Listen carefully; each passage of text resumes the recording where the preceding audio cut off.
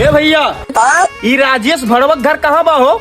राजेश भड़वा हमें लागत है लोन वाला हुए एका झूठ बोल के भगाई दी। का बा भैया बताओ? नहीं भैया, हम राजेश भड़वा घर नहीं जानी था।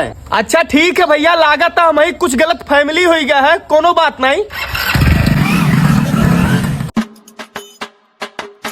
ए भैया का बहो मन के लगा गए कोनो काम रहा का कहे भागी आयो? अरे भैया, हम राजेश भड़वा घर पूछी तो हो, तुम्हें मालूम हो तो बताई दियो।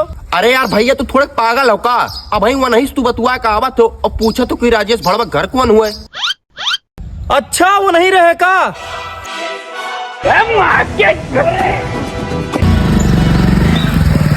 हे राजेश भड़वा। अरे साहेब गलती हो गए, अगले महीने में भर दे लोनवा।